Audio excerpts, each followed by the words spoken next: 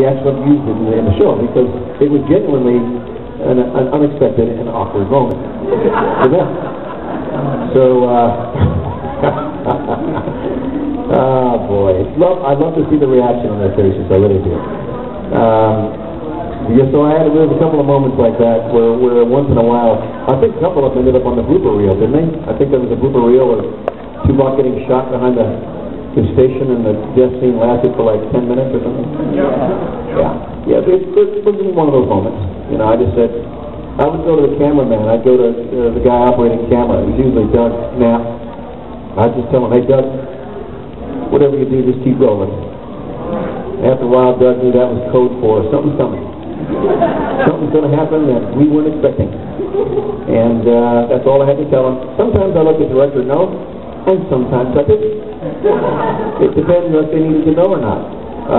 There was a scene in Innocence, I think there was also in the blooper reel, where he's escorting the young girl to the cave, and he gets right up to the cave, and he turns around and he takes off running. He says, I'm not going to go in there. He just takes off running like a little girl. At least we're standing there, you know. And we did that. That was actually, that episode, the director was not, you know, he's a real stiff sort of, no, you never smiled, you never laughed, you never joked. And he's just sort of a dull guy, you know, just not very pleasant.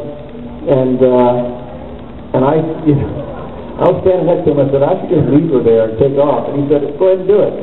Oh, okay. So I was surprised. I thought he just wanted to get the shot and go home. But he suggested, yeah, go ahead and do it. And he ended up on the blooper reel that they've aired, you know, on television actually. So very funny. So we did, on occasion, I did get into a few of those things. It's 16 hours a day, man. It was on Friday night till 2 in the morning. You know, you got to do something to lighten it up. But yes, there was a lot of levity. You know, if we're all 4 or 5 of us in a turbo lift and we're about to come onto the bridge, you know, the door opens up and 3 or 4 of us spill out of there onto the bridge, you know, ready for action. Usually what's going on behind the door is anything but ready for action. You know, we're back there swatting each other on the ass, grabbing each other, poking each other, laughing, and then all of a sudden it's just action, everybody straightens up and goes in. So it's very, sometimes really close. So yeah, it's pretty, there was times when we did that, and with the crew as well, we had some fun. These guys were wonderful to work with. Any other questions? I can see if there's somebody else over here. Yes? Oh, she got it. Yeah.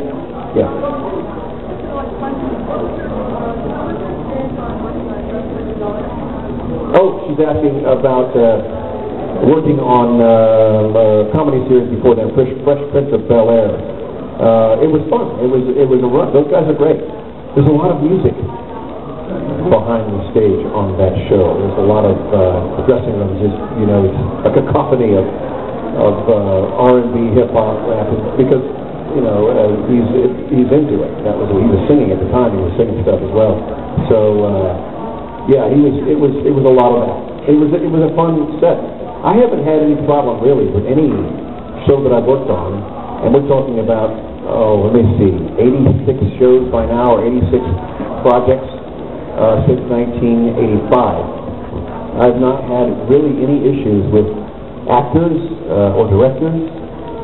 For the most part, that entire time, it's been very, very, you would think you were just going to work a day at the office. I mean, it's very, very straightforward, no craziness, no eccentricities, no outbursts, no, you know, nutball crazy behavior. I've been very, very, very, very fortunate to, you know, not have the Charlie Sheen experience face to face.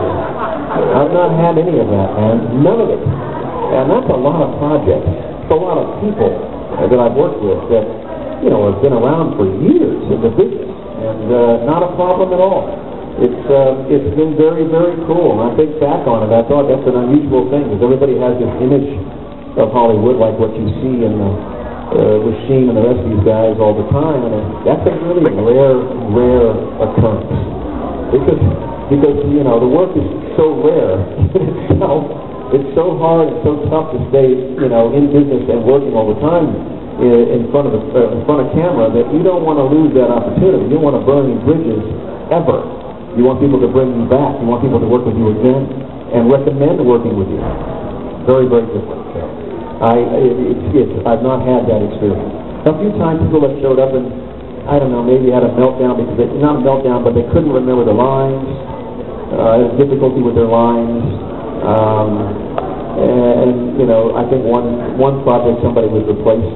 It wasn't Trek, it was something else. Somebody had to be replaced before we shot because they couldn't remember their lines. They were having trouble stumbling over their lines, so they ended up replacing them. During the rehearsal process, they realized they were never going to get this shot because they couldn't get through it. So it's only happened once or twice that I can recall. Yes. Well, you think the students in like the French with that? Did anyone else join in on your shenanigans, or have you quite as outrageous as you? Oh, no, I think that cornered the market on all of them because nobody else. Whenever I did them on my own, and nobody else knew they were coming. Nobody else really did that much in terms of that kind of stuff. You know, hell, I was a character who couldn't show any emotion for 7 years, so I had to have some kind of outlet, some way. But so, yeah, it was the majority of it was myself. The vast majority of it. I had a couple of run-ins with a couple of practical joke awards with Kate Mulgrew. That's a good thing. I think it was like second year.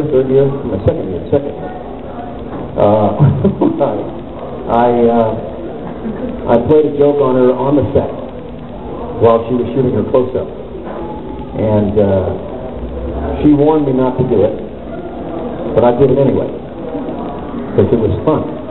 And so at the end of that day shooting, when I went to my trailer, I couldn't find my street clothes. My clothes that I was going to wear home are gone. And so I'm thinking, oh man, I got to have some clothes. I can't. But I'm aware of the clothes I brought. So I asked Matt to go to her trailer. I said, Matt, go and look in Kate's trailer and see if my clothes are in there. So I went to he went over there and sure enough found my clothes in her trailer. So she had comped my clothes. And so I told Matt, give me your Polaroid camera, man. And so he got his camera. And I had him take some close-up shots of my rear end. My bare rear end. Took about 3 or 4 photos. And we put them in her trailer. I just posted them on the door, and the refrigerator, 3 or 4 places. So wherever she went, she got a close-up picture of my fanny. The next morning when she showed up. She got a real big kick out of that. And then when we were shooting an episode with the Kazon had taken over the ship or whatever, she was talking about, she had a long speech about having to survive on the planet because we were marooned on the planet and we have to survive any way we can. And so she was holding a handful of live mealworms as props, and I was standing next to her. She dumped a handful of those things down the back of my uniform just before we shot what was a very long scene. So damn things are wiggling in my back and my pants and everywhere else, and I had to take my uniform off to get them all out. So after that, I called a truce, because I could see that was going to be a very ugly, 5 years from that. And I kept that stuff up. I never make it. So she's a tough cookie, that one. Very tough.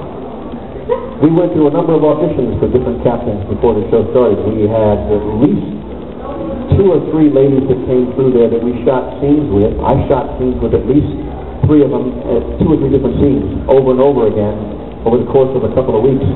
Because they couldn't come to a decision on who they wanted as the captain.